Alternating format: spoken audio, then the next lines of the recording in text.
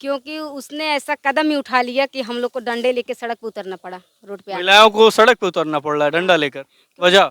क्योंकि वो एक महिला होके हर एक महिला का रास्ता बंद कर दे रही हैं और हर महिला के ऊपर उँगली उठ रही है। पति को छोड़ के कहीं और चले जाएँ, पति ने मुझे 30,000 का मोबाइल दे दिया तो पति को छोड़ के किसी और से बात कर लें, ये होता है? मेरे पति ने मुझे 30,000 का मोबाइल दिया, क्या करें? पति को छोड़ किसी और से बात करें, किसी और से चैटिंग करें? उनके पास बड़ी मोबाइल नहीं है तो क्या करें? मैं किसी और से चैटिंग करूँ, किसी और से बात करूँ? मेरे पति ने दिलाया मुझे ये मोबाइल ना, मेरी औकात थी? कोई मुझे और खरीद के दे दे? हाँ? औकात थी मेरी खरीदने की औकात थी? या किसी और की इतनी औकात थी मुझे 30,000 का मोबाइल दे देता? मेरे पास 3 साल मोबाइल नहीं था, मैं अपने पति से दूसरे के मोबाइल से बात करती थी।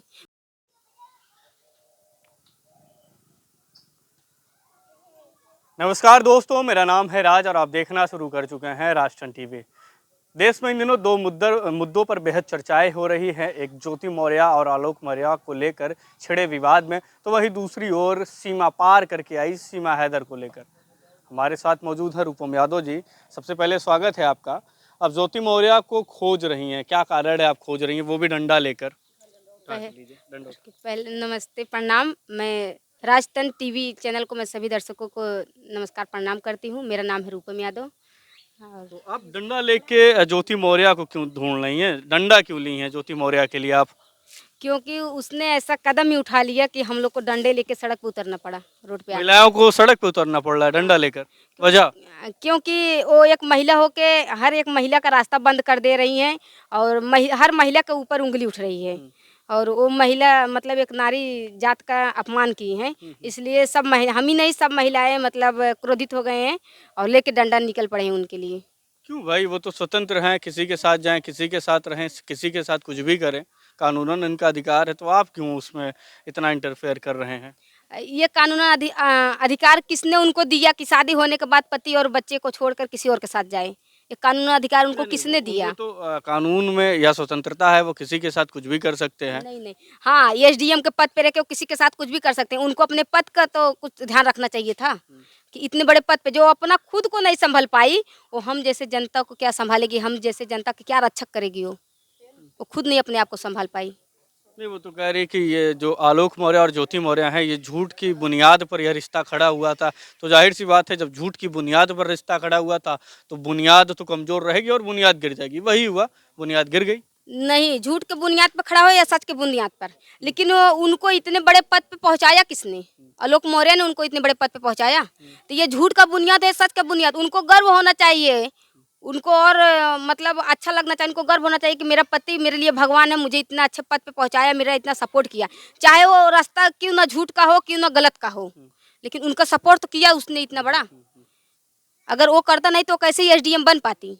और एसडीएम का पद पाते ही पति को भूल गई, बोल रही है कि झूठ के बुनियाद पर रिश्ता हुआ था। अरे झूठ के बुनियाद पे हो या सही के बुनियाद पे, आज उसको इतने दिन के बाद क्यों ख्याल आया? जब वो शादी को आई, जब वो दूसरी बार आई, जब वो तीसरी बार आई, तब उसको नहीं समझ में आया कि मेरा झूठ के बुनियाद पर रिश्ता चल रहा है।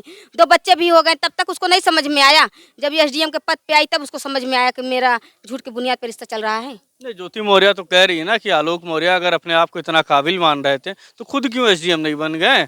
हमको क्यों बनाया? मेरे अंदर काबिलियत थी इसलिए मैं एसडीएम बनी, साफ। नहीं, ऐसी बात नहीं है, हो सकता था उनके माँ-बाप पढ़ाते समय उनको इतना बजट नहीं था कि वो उनको पढ़ा के एसडीएम बना दें, या हो सकता था कि वो पढ़ नहीं सकते थे, मतलब दिमाग उनका नहीं इतना ज़्यादा था कि वो पढ़ के एसडीएम बन जाए। तो शायद इनके पास वो टैलेंट था, इनको पढ़ा-लिखा के आगे बना दिए। तो ये गलत नहीं कि ये उनको पढ़ा दिए, अपना छोटे पद पे रहे तो वो बड़े पद पे हो गई, तो वो बोल रही कि झूठ का बुनियाद है। नहीं, उनके लिए उनका पति भगवान है, चाहे वो झूठ के बुनियाद पे खड़ा किए हो रिश्ता, चाहे सही बुनियाद पर।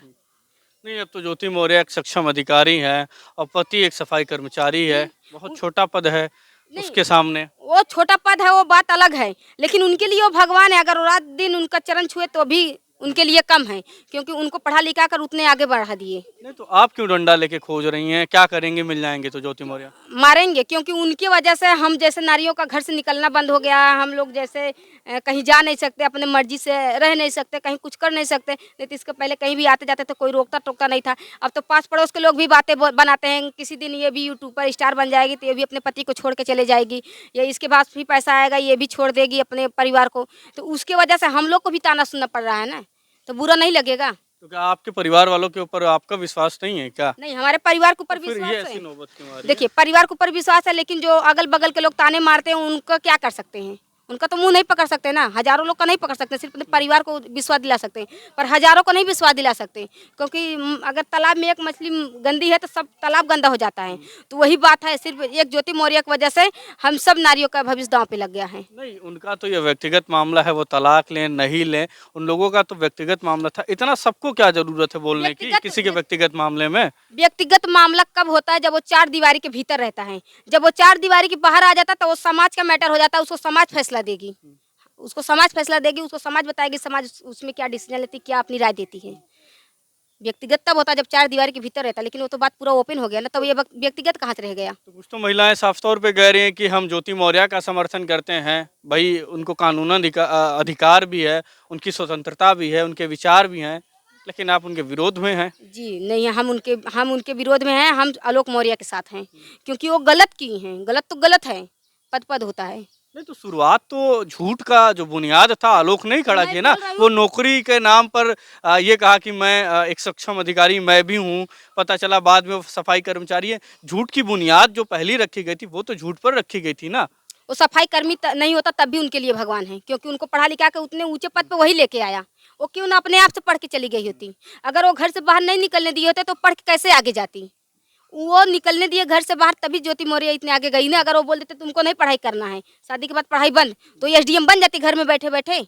नहीं, कोई महिला ऐसा है कि जो मतलब मायके से पढ़ लिख के आई, बहुत टैलेंटेड है, और पति नहीं पढ़ाना चाहता, घर के मेंबर नहीं पढ़ाना चाहते, वो घर में बैठ के पढ़ सकती है, एसडीएम बन सकती है कोई? दुनिया में बहुत है, भारत में बहुत सारी ऐसे महिलाएं जो पढ़ के घर में बैठी हैं कि परिवार नहीं सपोर्ट कर रहे हैं। क्यों ना वो घर में बैठे बैठे एसडीएम बन जाए? कोई बन सकता है। मेरा भी सपना था, मैं भी एनएम कोर्स करना चाहती थी, लेकिन मेरे घर में मतलब थोड़ा पैसे की तंगी चल रही थी तो नहीं कर पाई। मेरे मिस्टर जी बोले कि साल 2 साल बात करो। मेरे 2 बच्चे हो गए और बच्चे 2-3 साल के हो गए, बच्चों में दिमाग बढ़ गया, मैं नहीं की। अगर करने दिए होते तो कर लिए होती उसी सम्मत में, क्यों नहीं की? मैं कर सकती थी ना, आज भी मैं कर सकती हूँ ना, लेकिन क्यों नहीं की? क्योंकि घर वाले थोड़ा सपोर्ट कम कर दिए ना, इसलिए नहीं की।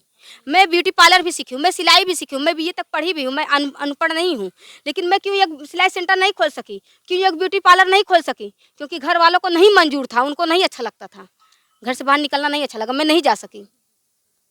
जो ज्योति मौर्य के जिनसे उनका अफेयर चल रहा है, मनीष दुबे, वो तो कह रहे हैं ना कि आलोक को तो इतना नहीं पता होगा कि पीसीएस के एग्जाम, पीसीएस का जो एग्जाम होता है उसमें कितने पेपर होते हैं, किस विषय पर होता है।